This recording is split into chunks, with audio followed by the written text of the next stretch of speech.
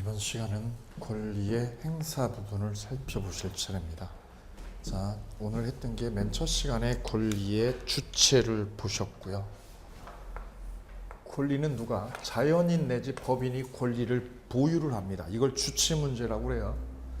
그다음 권리의 종류에는 물권, 채권, 형성권, 항변권, 권리의 종류가 있습니다. 그다음 보실 차례가 권리의 행사. 권리는 무작정 행사하는 게 아니죠. 무작정 행사한다고 해서 다 그게 받아들여지는 게 아니에요. 범위가 있어요. 행사 범위 내지 한계가 있어요.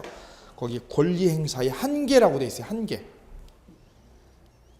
그래서 우리 민법 2조에는 신의 성실의 원칙이라는 제목하에 2조 1항에 보면 권리의 행사와 의무의 이행은 신의에 쫓아 동그라미 해보세요. 신의에 쫓아 성실히 하여야 한다. 이거를 무슨 원칙이라고 불러요? 신의 성실의 원칙이라고 그래요.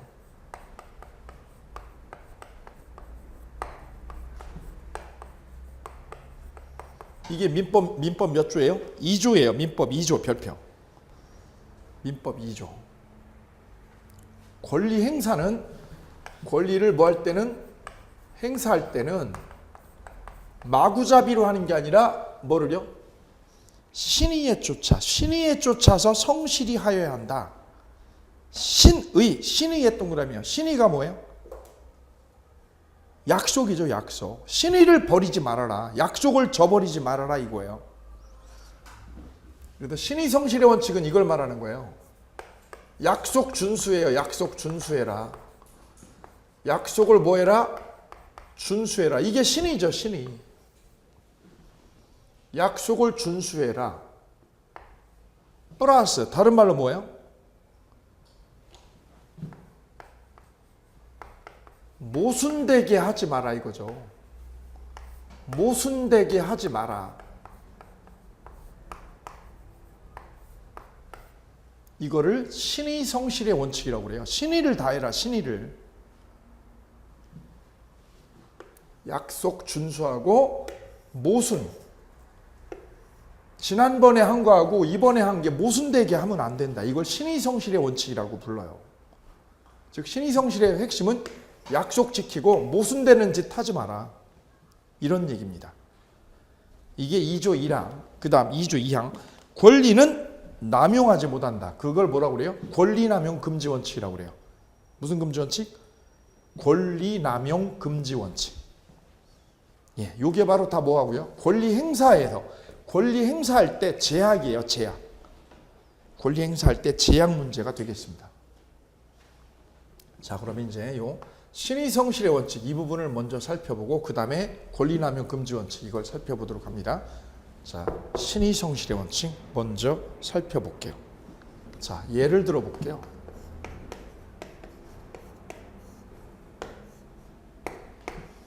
사례를 가지고 한번 짚어볼게요. 사례. 자, 예컨대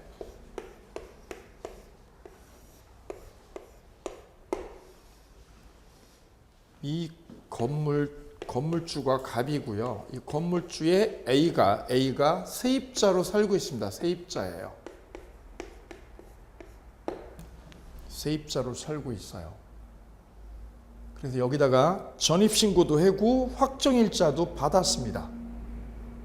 보증금 1억 있고요. 전입신고도 받아놨고 확정일자도 받아놨습니다. 그럼 나중에 경매될 때요. 이 사람은요. 보증금 1억 빼갈 수 있죠. 예, 그래서 전입신고하고 확정일자 그래 봤습니다. 왜? 보증금 빼갈 때 수월해요. 이거 받아놓으면 확정일자 받아놓으면. 그래서 세입자인데 이 주인하고 굉장히 친분이 가까운 사람이에요. 아주 친해요. 주인이 그런데 뭐를요? 대출을 받으려고 은행에다가 대출 신청을 했어요. 대출 신청을. 그랬더니 은행에서 B라고 하는 은행에서 돈을 융자를 해주는데 이 건물이 이렇게 있는데 여기에 세입자가 있냐 없냐를 조사하러 현장 조사를 나왔어요. 현장 조사를. 왜? 은행이 융자를 해줄 때 이미 건물에 누가 들어있으면 세입자가 존재하면 이분이 확정일자를 받아뒀을 거고, 그러면 어떻게 돼요? 경매가 되면 나중에 얘가 빚을 안 갚아서 경매가 될 때 여기 세입자가 있으면 은행은 어떻게 돼요? 배당받을 때 이 세입자보다 늦어지거든요. 얘가 먼저 받죠. 그죠? 확정일자가 있으니까 먼저 받죠. 그럼 은행은 여기 세입자가 있게 되면, 세입자가 많으면 많을수록 대출을 많이 해줘야 줄여요? 대출을 줄여줘야죠. 그죠? 그래야지 은행이 피해를 안 보니까. 그래, 은행 입장에서는 이 건물에 현장 조사 올 때요. 현장 조사를 나오는 이유는 여기에 누가 있는지를 보러 오는 거예요. 세입자가 이 건물에 사냐 안 사냐 이걸 조사하러 오는 거예요. 세입자가 있으면 대출금을 줄이고, 세입자가 없으면 대출 많이 뽑을 수 있어요. 여기 세입자가 그럼 여러 명이면 대출이 많아져요? 대출금 줄어요? 확 줄어버립니다. 그 다세대 주택 있죠? 그런 거는 대출이 얼마 안 돼요. 왜? 세입자들이 있으니까 은행이 대출 얼마 안 해줘. 그런 거거든요. 이 세입자 존재, 이걸 확인하려고 오는 게 현장조사입니다. 이분이 현장조사를 왔어요. 그랬더니 지금 이분이 건물주하고 담합을 해가지고 짜고 어떻게 한 거냐면, 야, 너 세입자 아니라고 그래. 너 세입자 여기 안 산다고 그래. 그래야 내가 대출을 많이 받으니까. 둘이 담합을 했어요. 짰어요. 자, 근데 이분이 현장조사 오니까 어떻게 해요? 이분이 뭐라고 말했겠어요? 나 세입자 아니다 라고 여기서 얘한테 표현을 했어요. 뭐가 아니라고요? 세입자라고요? 세입자 아니라고? 나 세입자 아니다 라고 말을 한 거예요. 이 현장조사 오신 분한테, 대출기한테. 그래, 은행은 그 확정일자나 이런 거 받은 거 없죠? 예, 나 그런 거 전혀 상관없습니다. 왜? 세입자가 아니니까. 그래서 은행은 여기다가 주인한테 대출을 일으켰어요. 대출을 해줬어요. 예. 그런데 이 주인이 이 빚을 못 갚으니까 이 은행이 이 집을요, 이 건물을 경매를 넣었어요. 경매를 넣어버렸어요. 그럼 은행은 여기 세입자가 없으니까 돈 다 받을 수 있겠거니 생각을 했겠죠? 그랬더니 나중에 경매 시에 이거 세입자 아니라고 그런 거는 대출 시죠. 대출 시에. 대출 받을 때는 이분이 세입자 아니라고 그랬어요. 그런데 뭐 했을 때요? 경매로 넘어갈 때는 갑자기 누가 나타난 거예요? 세입자가 이 경매 법원에 나타나서 뭐를요? 배당 요구를 해버린 거예요. 배당 요구. 나 세입자다라고 그러는 거예요. 세입자다. 법원에, 경매 법원에. 그러면서 이 배당금을 저 세입자가 먼저 1억을 빼달라는 거죠. 누가 황당해요? 은행이. 왜요? 이 사람 한 얘기가 지금 말이 틀려, 말이. 대출 받을 때는 뭐가 아니라고 그랬어요? 세입자 아니다. 나 세입자 아니라고 그랬죠? 근데 지금 경매로 넘어갔을 때는 지금 뭐라고 나타났어요? 나 세입자다. 그럼 얘 말이요. 이 사람 세입자가 한 말이 대출 받을 때 한 말하고 경매 받을 때 한 말이 같아요? 이게 틀려요? 틀리죠? 이 말하고 이 말이 지금 어때요? 틀리잖아, 이게. 그게 바로 그럼 이 세입자가 뭐를 저버린 거예요? 뭐를 저버렸어요? 신의를 저버렸어요. 이게 바로 신의칙 위반이에요. 신의칙 위반이다. 그럼 이분이 세입자가 이 배당을 달라고 그러면 경매법원에 배당을 요구했을 때 법관은 이분 요구를요. 이분이 배당해달라는 거, 나 세입자니까 보증금 달라고 하는 거를 법원이 받아줘요? 안 받아줘요? 이분은 달라는 거죠. 나 세입자니까 달라 이거죠. 그죠? 그럼 법원은 이 요구를 받아줘요? 거부해요? 안 받아줘요. 왜요? 네가 신의를 저버렸으니까. 이분이 이제 이의제기해야지. 이분이 이의제기를 하는 거죠. 예, 이의제기하는 거예요. 왜? 내가 현장 조사 갈 때는 분명히 뭐가 아니라고요?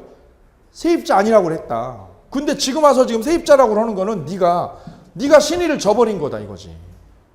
그래서 법원이 얘한테 배당을 안 해줘요. 그 배당을 안 해줄 때 근거가 무슨 원칙이에요? 신의성실 원칙이에요. 왜요? 권리를 행사할 때는 뭐를요? 신의를 저버리면 안 된다 이거죠. 야, 네가 임찬이라고 했어야지. 이때부터 임찬이라고 했어야지. 이때는 아니라고 그랬다가 이때 세입자라고 그러면 네가 신의를 저버린 거다 이거. 이거 안 된다 이거예요. 이걸 무슨 원칙이라고 부르는 거예요? 신의성실의 원칙. 줄여서 신의칙이라고 그래요. 신의칙. 예. 세입자가 1억 네네. 계속해서 나 그런 적 없다라고 이렇게 얘기를 할 거 아니에요? 버틸 거예요. 여기는 버티면 여기는요. 현장 조사 나가서 내가 확인서 받았다. 이 확인서나 이런 게 있어야죠. 아, 그런 게요? 그런 게 있어야 이게 얘가 이기는 거지. 없으면 얘가 또 질 수 있어요. 그러니까 세입자 아니다 그런 적 없다라고 구두만으로는 입증이 안 되니까 여기서 이분이 꼼꼼하고 베테랑이면 확인서를 받았을 거예요. 나 세입자 아니라는 뭐를요? 확약서. 확인서를 받아야죠. 그래야 여기서 이기죠. 여기서 소송에서. 안 그러면 이거 이기기 어려워요. 왜? 이분이 나중에 확정일자 이거 내밀고 이러면 이분이 이길 수도 있어요. 거꾸로. 그러니까 이거 확인서가 있어야 이분이 너 신의칙 위반이다라고 여기서 주장을 해야 되는 거죠. 예, 이게 바로 신의성실의 원칙입니다. 즉 권리는 무조건 행사한다고 다 되는 게 아니라 신의를 버리면 안 되는 거예요. 신의를 버리면 안 됩니다.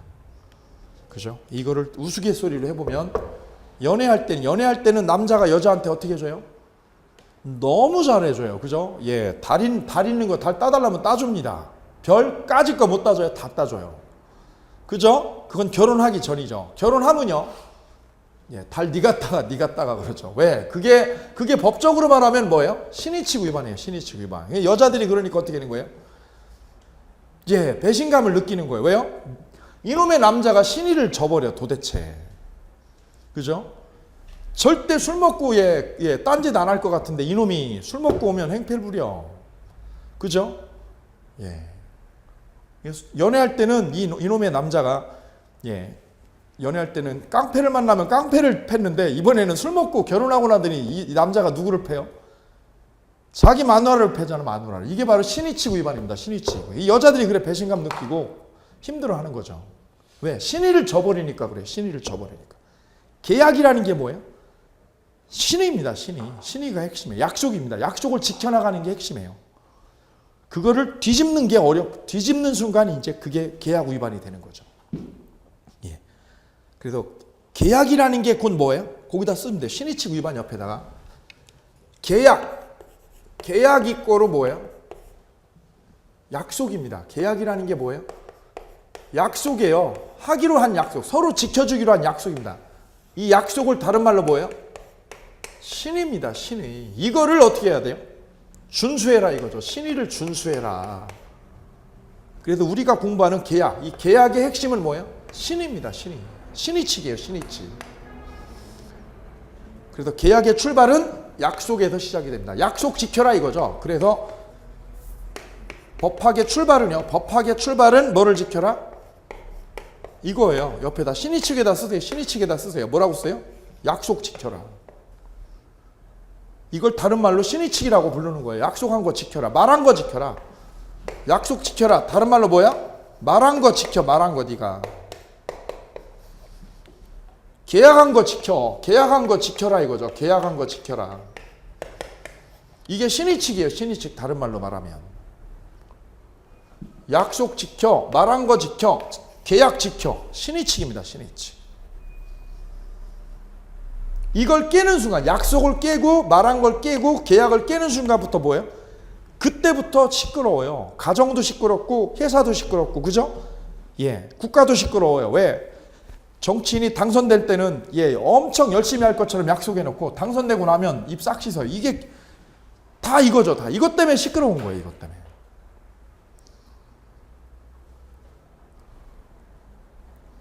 가정에서는 그런데 약속을 깨면 가정에서는 남편이 술 먹고 늦게 들어오고 올해는 담배 끊을 거야. 약속하죠? 그리고 안 끊어. 그죠? 그렇다고 해서 법이 제재를 해요? 못 해요? 법이 제재를 못 해요. 왜? 법적인 권리를 없으니까. 법적인 권리가 여자한테 없어요. 뭐 하라고 할 수 없잖아요. 그죠? 정치인이 당선되기 위해서 어떤 약속하죠. 그죠? 그거 법적으로 요구해요? 못 해요? 못 해요. 왜? 그거 정치 행위니까 못 해요. 근데 법은요? 해요. 법은 계약서가 있으면 해요. 이거는. 법은 계약서가 있으면 해요. 그죠? 이게 법률 문제입니다. 이걸 위반하면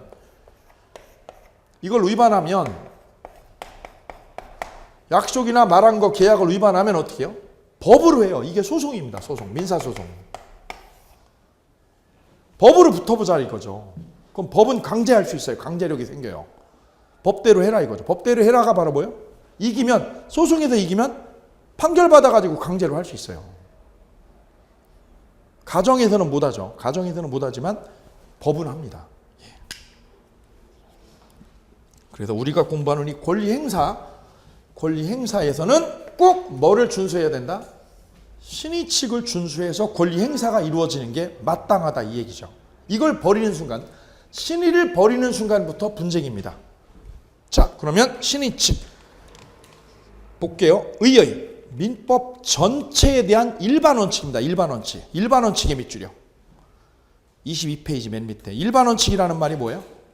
계약 준수 원칙이요. 무슨 원칙? 계약 준수 원칙입니다. 이게 계약의 뿌리거든요. 핵심이에요. 계약 준수 원칙이기 때문에 민법의 일반 원칙입니다. 일반 원칙.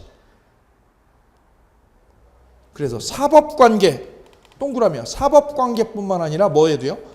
공법관계. 공법관계에서도 이거 쓰여요. 이거 신의칙이 쓰이는 거예요. 무슨 말이에요? 이런 거예요. 공법관계에서는 쓰여요? 예, 쓰여요. 예를 들면 이런 거죠. 자, 어떤 사안에 대해서 세금이요. 세금 안 때린다고 그랬어요. 안 때린다고 해놓고 갑자기 세금 때리면 돼요? 안 돼요? 예, 이거 말이 안 되죠. 신의칙 위반이에요. 그거 안 되는 거예요. 그 세금 안 때릴 거예요. 그래 놓고 6개월도 안 돼가지고 세금 때리면 이거 안 되는 거예요. 행정청이 그런 일을 하면 법원에서 그거 기각을 하죠. 인정 안 해줘요. 왜? 신의칙 위반이니까 그래. 신의칙 위반. 세금 안 매긴다고 그랬다가 매기는 거 이거 안 되죠. 그래서 사법관계도 적용되고 공법관계에도 이게 씁니다. 그 다음 신의칙은 재정법에 없는 부분을 보충해 주어 해석할 때 중요한 역할을 해요. 그 다음 우측 신의칙 위반의 효과. 권리 행사가 신의칙에 반하는 경우. 뭐에 반하는 경우? 신의칙에 반하는 경우에는 뭐가 돼요? 권리 남용입니다. 동그라미요. 권리를 어떻게 한 거예요? 남용한 거예요. 약을 악용한 것처럼 권리 남용이 되는 거예요. 그 다음 03번 별표. 03번은 잘 나와요. 신의성실의 원칙에 반하는 것은 강행규정에 위배되는 것으로서 법규입니다. 강행규정이라는 건 법규죠. 강행규정에 위배되는 것으로서 당사자의 주장이 없더라도 밑줄이요. 소송에서 주장해야 돼요. 주장이 없더라도. 내가 주장이 없더라도 법원이 어떻게 해요? 직권으로 판단할 수 있습니다. 직권으로의 별표. 이 얘기입니다. 이 얘기. 여기 볼게요. 아까 이 세입자는 아까 뭐라고 그랬어요? 대출받을 땐 뭐가 아니라고 그랬어요? 세입자 아닙니다 그랬죠. 근데 경매로 넘어갔더니 뭐라고 나왔어요? 경매법원에 나 세입자입니다 그랬죠. 그때 여기서 어떻게 해요? 은행이 확인서 가지고 나타났어요. 확인서 가지고 뭐라고 했어요? 확인서만 냈어요. 확인서만. 이 사람은 세입자라고 확인서만 냈어요. 이때 법원에서 신의칙이라는 말을 이 양반이 했어요? 안 했어요? 은행에서. 신의칙이 위반이라는 말을 안 했어도 법원이 어떻게 해요? 직권으로 이 사람 주장을 다 인정해줘 버려요. 직권으로 해줘요. 뭘로 해줘요? 법원에서 직권으로 알아서 해요. 알아서. 이걸 직권으로 해요. 직권으로. 그 신의칙 위반이냐 아니냐는 누가 하는 거예요? 법관이 알아서 하는 거예요. 법관이 알아서. 그래서 직권으로 판단할 수 있다. 밑줄 그으세요.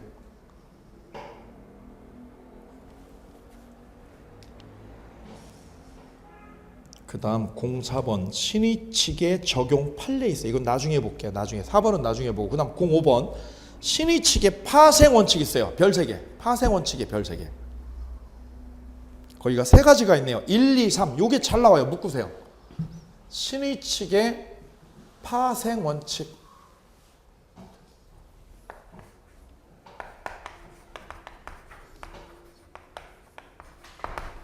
이렇게 한번 써볼게요. 파생원칙하고 한번 직접 써봅니다. 써봐야지만 자꾸 익숙해져요. 눈으로 하면 어렵고요. 써보시면 쉽습니다. 파생원칙은 3가지가 있어요.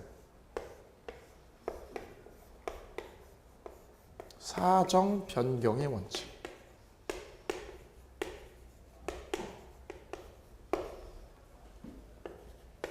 그 다음에 실효의 원칙. 실효의 원칙. 그 다음에 금반원의 원칙.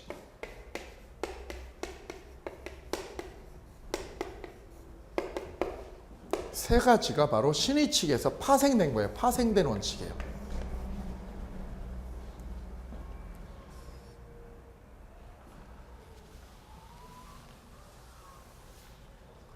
먼저 쉬운 거. 금반원의 원칙은 반대로 말하는 거 금지돼요. 반대로 말하는 거 금지돼요.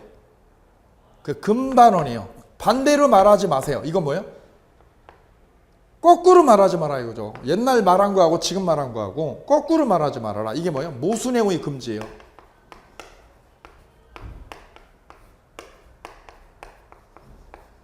모순된 거 하지 마라. 지난번 하고 이번에 하고 이거 모순되게 하지 마라. 나 아까 세입자 아니라며. 전에는 세입자 아니라며. 이제 와서 왜 세입자라고 그래? 이거 모순되잖아. 그걸 뭐라고 그래요? 무슨 원칙? 금반원의 원칙이라고 그래요. 금반원의 원칙. 그죠? 이거 쉽게 아까 얘기해드렸어요. 그죠? 아빠가 담배 핍니다. 그러면은 애가 부탁해요. 아빠 올해는 담배 좀 끊어. 그럼 아빠가 끊는다고 그러죠? 그리고 일주일도 안 돼가지고 또 피죠. 그게 바로 무슨 원칙이에요? 예, 금반원의 원칙입니다. 모순되는 행위 하는 거죠, 이게. 이게 금지되는 거죠. 모순 행위니까 금지돼요, 법에서는. 법에서는 금지돼요. 그 다음, 실효의 원칙.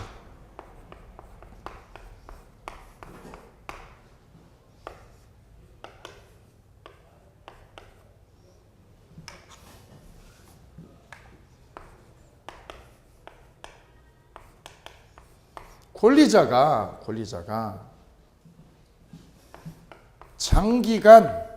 장기간 권리를 뭐 했어요?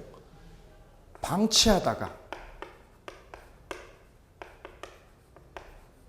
권리를 방치하고 있었어요. 그랬다가 새삼스럽게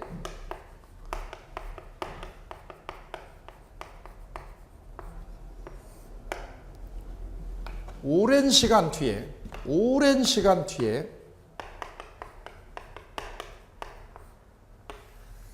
그럼 맨 처음에는요, 권리자가 권리를 방치한 거예요. 오랫동안 방치했다가 뒤늦게 어떻게 하는 거예요? 오랜 시간이 지나서 권리를 주장하러 나타난 거예요. 권리를 주장하러.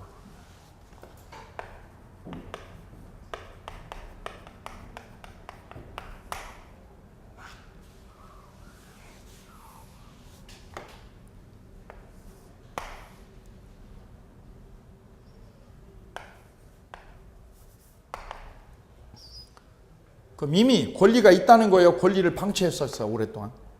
방치했죠. 그럼 권리를 어떻게 해요? 실효라는 거는 효력이 없어져요. 권리가. 그걸 실효의 원칙이라고 그래요. 자, 책 볼까요?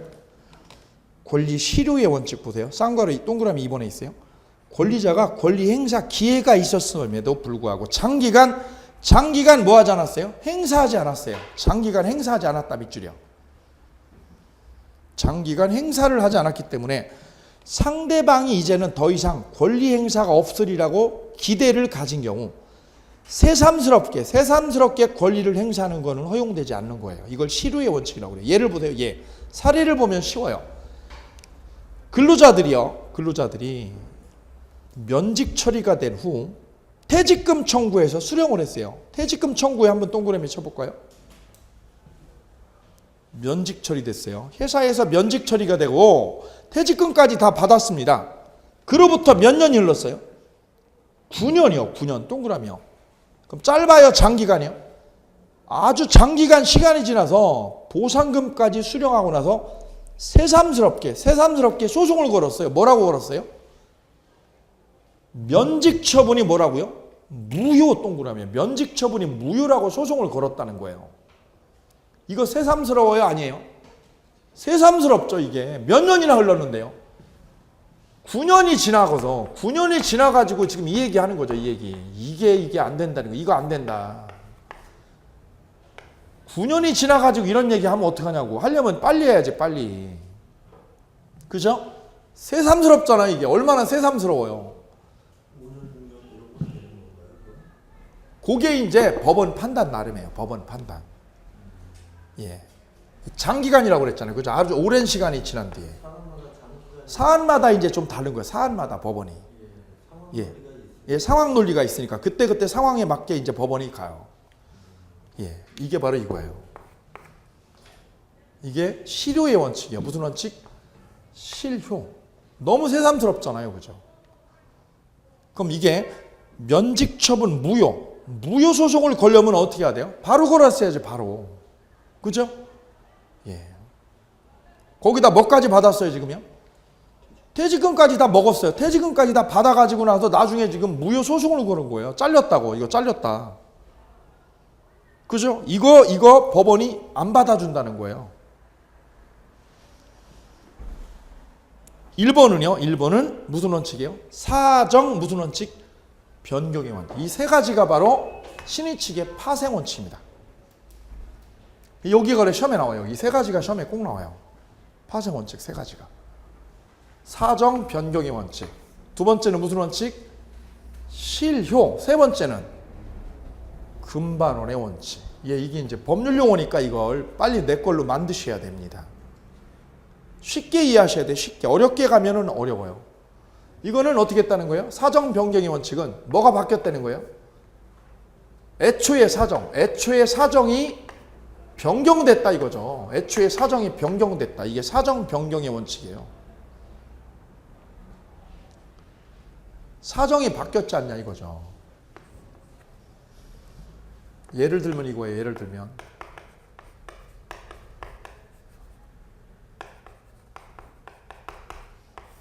전세금 1억에 계약을 했어요. 전세금 1억 받았어요. 주인이. 얼마 받았어요? 1억이요. 1억. 그리고 계약을 3년 계약했어요. 3년 계약. 그런데요. 주변에 신도시 개발 붐이 타가지고 아니면 뉴타운 붐이 불어가지고 전세가가요. 막 오르는 거예요. 주변에 전세가가 엄청 급등해 버리는 거죠. 몇 년 전에 그런 일이 있었어요. 그죠?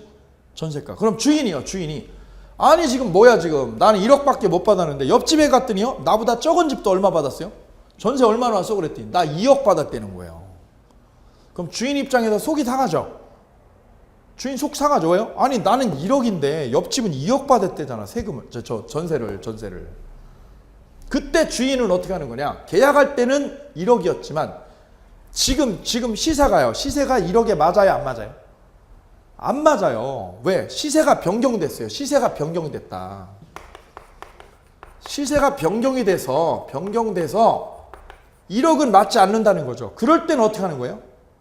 주인이 1억을 그대로 두는 게 아니라 전세금을 어떻게 해요? 증액을 할 수 있어요. 법적으로. 그걸 뭐라고 그래요? 전세금. 그 이유는 뭐가 변경돼서 그런 거예요? 뭐가 변경돼서? 시세가 변경이 되면 애초에 전세금 1억을 어떻게 해요? 증액을 할 수 있어요. 이걸 전세금 증액 청구라고 그래요.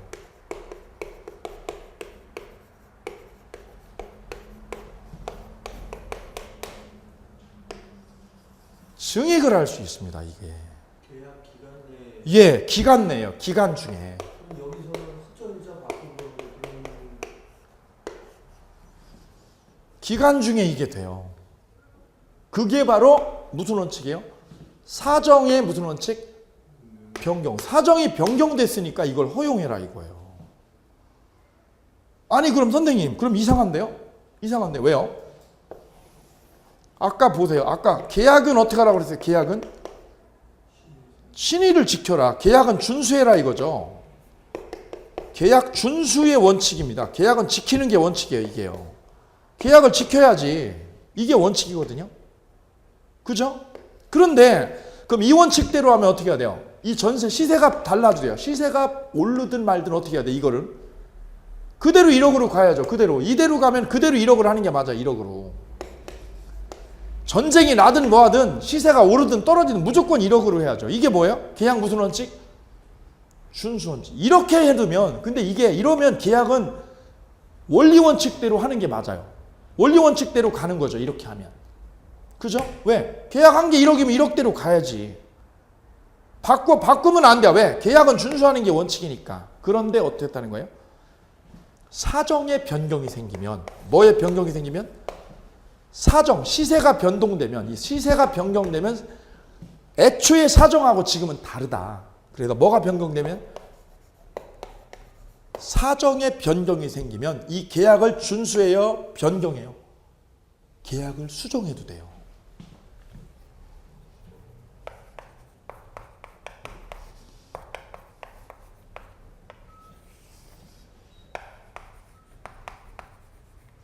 즉 이거는요 예외예요, 예외. 원칙은 뭐예요? 원칙은 변경해야 돼요, 준수해야 돼요? 준수하는 게 맞아요. 계약은 지키는 게 맞아요. 왜? 이게 원리거든요, 원리, 뿌리고. 근데 뭐가 생기면, 사정에 뭐가 생기면, 변경이 생기면 계약을 준수를 해야 수정할 수 있어요. 이걸 수정을 해도 된다는 거예요. 예, 그러니까 법이 이게 있어야 되는 거예요. 이게 없으면 어떻게 돼요? 무조건 준수가 되는 거죠, 무조건. 계약 기간 내에 3년 내에 준수가. 그래, 지금 이 얘기예요. 원래는 어떻게 해야 돼? 이걸 바꿔야 돼요? 그대로 가야 돼요? 그대로 가는 게 맞죠. 이걸 바꾸면 안 되죠. 왜? 계약은 지키는 게 맞잖아요. 신의를 지켜서. 그런데 이것만 고집을 하게 되면 지금 뭐가 변경됐어요, 지금? 시세가 다 올랐어요, 주변의 시세가. 그럼 합리적이에요, 비합리적이에요, 이 계약이? 비합리적이죠. 왜? 시세가 지금 다 2배씩 올랐는데 여기만 1억으로 고집하는 거는 이거는 맞지 않다는 거죠. 그래서 법이 지금 예외를 이걸 생각을 한 거예요, 법이. 원칙만 고집할 게 아니라 예외를 생각한 거예요, 법이. 그럼 어떻게 하라는 거예요? 계약을 수정해라 이거죠. 그럼 어떻게 하라는 거예요? 1억을 그대로 두라는 거예요? 전세금 올리라는 거예요? 증액을 해도 된다는 거예요, 이게. 기간 중에도. 이게 바로 사정 무슨 원칙이에요? 변경의 원칙이에요. 법적으로는 그 사정 변경의 원칙이 있긴 한데, 그죠? 예, 일반인은 잘 안 써요. 왜 안 써요? 이런 이유 때문에요. 그럼 이게 증액이, 그럼 계약을, 이걸 증액하라는 거 아니에요? 그죠? 그럼 주인 입장에서, 그럼 1억인데 2억으로 올리고 싶죠. 기왕이면. 그죠? 많이 받고 싶죠. 옆집 2억이면 나도 2억 받고 싶지. 더 받고 싶지. 그죠? 그럼 이걸 증액을요, 무한정하느냐? 그건 아니에요. 예, 이 증액을 법으로 딱 못을 박아놨어요. 법으로 못을 정해놨어요. 얼마를요? 원래 전세금의 20분의 1에 20분의 1 한도. 20분의 1 한도에서만 증액이 돼요. 그럼 1억이면요. 1억이면 얼마요? 500. 1억이면 500만 원까지만 증액이 돼요. 이걸 법으로 정해놨어요. 법으로. 그러니까 법이 원래는 원칙대로 가야 돼요. 그런데 뭐도요? 예외도 있다는 거예요, 이게. 법은 끊임없이 이게 있어요. 원칙과 뭐가 예외가 끊임없이 왔다 갔다 해요. 왔다 갔다 해요. 그러면 그러면 20분의 1이면 얼마라고 그랬어요? 아까 1억이면? 500이죠. 그럼 생각 한번 해볼까요? 주인입니다. 주인. 사장님 주인이죠. 저보고 500 달라고 그러면 1억인데 계약서에는 얼마예요? 계약서에는? 1억이죠. 근데 지금 주변에 전 시세가 변경됐으니까 올려달라. 500을 올려달라. 그럼 세입자가 덜컥 줘요, 안 줘요? 안 주죠. 누가 줘요? 왜? 계약서에 1억인데 누가 줘? 안 줘. 제가 세입자면 안 줘요. 그죠? 그럼 받으려면 사장님 어떻게 하셔야 돼요? 사정 변경을 이유로 해서, 이 사정 변경을 이유로 해서 어떻게 해야 돼요? 안 주니까 어떻게 해야 돼요? 소송을 해야 돼요, 소송을. 소송을 해야 돼요. 얼마 받으려고? 500. 그러면 500 받으려고 소송하면 어떻게 해야 돼요? 변호사 사야 돼. 그럼 변호사 선임료가 500 가까이 들어요. 200에서 500 들어. 그죠? 그럼 왔다 갔다 하고 따지면요, 남는 게요. 그래 소송 안 하는 거예요. 그래 안 하는 거예요. 법적으로는 이게 있어요, 법에는. 있는데 실제는 안 쓰는 거예요. 잘 안 쓰는 거예요. 왜? 이게 20분의 1이기 때문에 이게 크게 득되는 게 없잖아요. 크면 할 수 있죠. 주인이 할 수 있죠. 근데 이게 500이니까 1억에 500이니까 이게 해봤자 선임료 한 200개지죠. 그죠? 거기다가 왔다 갔다 해야 될 거 아니에요, 법원에. 남는 게 없는 거죠, 남는 게. 그런 특장점이 있어요. 그래서 지금 이 신의 측에서 파생되는 세 가지 원리, 요것들을 개괄적으로 보셨고, 이제 다음에 다시 1월달 되면 여기를 더 깊이 있게 봅니다. 파고 들어가지고 이제 이게 실제에서 사안마다 막 이제 이게 아주 디테일하게 운용이 돼요. 요걸 보게 됩니다. 세 가지를. 제목만 기억하시면 됩니다. 첫째는 무슨 원칙이요? 사정 변경의 원칙. 두 번째는 이거는 9년이나 지났는데 갑자기 나타나서 이거 해고 무효다. 이거 이상하다 이거죠. 그 다음에 무슨 원칙? 금반응의 원칙. 이거는 그럼 무슨 원칙인가 볼까요? 이거는 내가 사장님이 직원한테 뭐라고 했냐면 채용할 때 절대로 뭐 하지 않는다고요? 너는 내가 자르지 않아. 너하고는 어떻게 한다고요? 너 자르지 않고 내가 어떻게 한다? 20년 이상 너 책임지고 너 데리고 있을게. 근데 5년 만에 딱 잘랐어요. 직원 나가라고 잘랐어요. 그럼 직원이 뭐라고 싸울 수 있어요? 무슨 원칙 가지고 싸요 여기서 세 개 중에? 예, 이거죠. 금반응의 원칙이죠. 그죠? 예. 근데 이걸 싸우려면 어떻게 해야 돼요? 증거 자료가 있어야 돼. 그래서 직원 그 채용 계약할 때 어떻게 해야 돼요? 증거를 남겨야 돼요. 이거 문서로. 예, 근로계약서에 이게 넣어야 돼요. 안 그러면 이거 허당이야. 이거 보장 못 받아요. 그렇죠? 실효의 원칙은 뭐예요? 잘렸어요. 사장님이 근데 잘랐어. 그죠? 20년 보장해 준다고 그래 놓고 임기를 한 3년 쓰다가 잘랐어요. 그럼 잘랐으면 부당해고면 싸워야죠. 근데 5년이 지나고 6년이 지나도 이 사람이 가만히 있다가 한 7, 8년 지나가지고 뭐라고요? 이 해고가 잘못됐다 이거죠. 이거 소송 거는 건 돼, 안 돼? 안 돼요. 그게 무슨 원칙? 실효의 원칙입니다. 실효의 원칙. 예, 이게 지금 탄력적으로, 그러니까 신의 측이 탄력적으로 운영이 되는 거예요. 사안마다. 예, 이렇게 민법이 흘러갑니다. 자, 여기까지 오늘 살펴보셨고 다음 주에 나머지 연결해 나가도록 하겠습니다. 함께 해주셔서 감사합니다. 안녕히 가십시오.